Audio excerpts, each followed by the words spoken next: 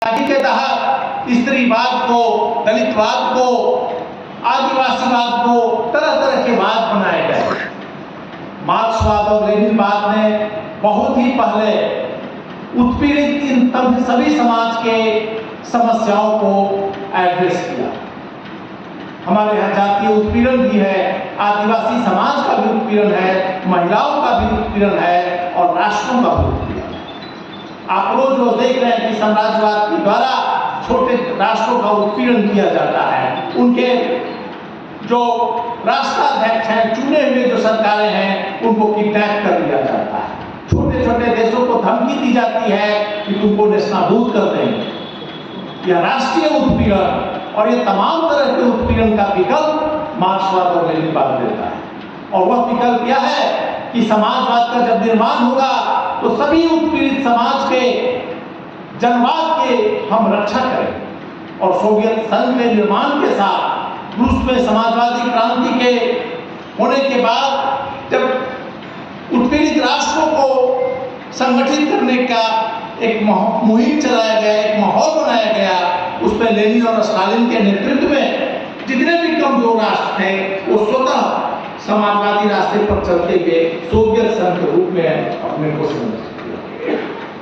तो सबसे ज्यादा उत्पीड़न के खिलाफ मजदूरों और मेहनतकशों का जो समाज है वही लड़ा है। सबसे ज्यादा उत्पीड़न को खत्म मेहनत और मजदूर और किसान का जो सत्ता है उसी ने किया है। लेकिन पूंजीवादी समाज मजदूर वर्ग और किसान वर्ग के वर्गीय राजनीति को कमजोर करने के लिए तरह तरह के अस्मिता की राजनीति को आगे बढ़ाया गया।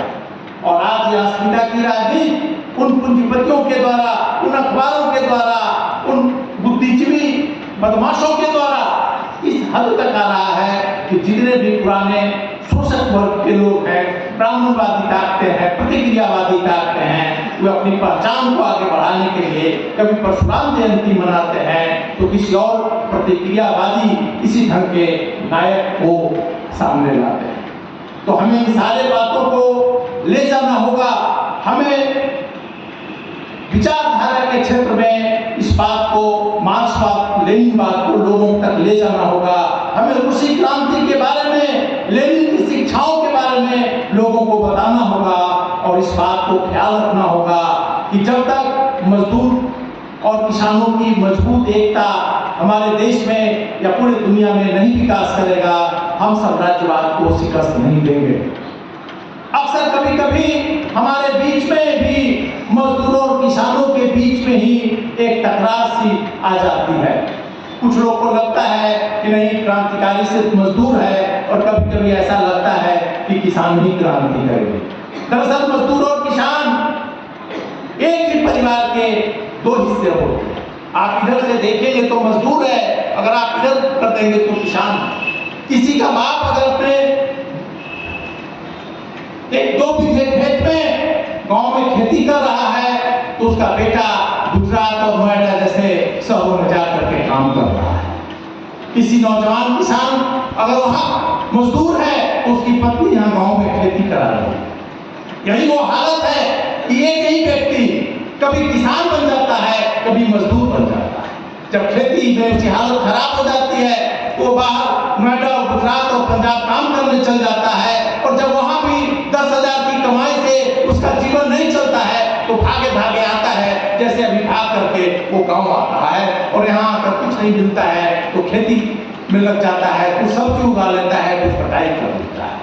इस तथ्य को समझना होगा और मजदूर और किसान के वर्ग संघर्ष की जो वर्गीय राजनीति है उसको हमको आगे ले जाना होगा।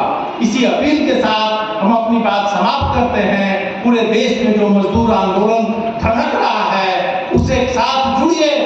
गांव में अमेरिकी साम्राज्यवाद के जो ये हमले हो रहे हैं उसके साथ साथ मजदूरों का ये जो उफान उठा है हर कारखाने में, देश के कोने कोने में, इसे भी गांव-गांव में लोग को ले जाकर के बताइए।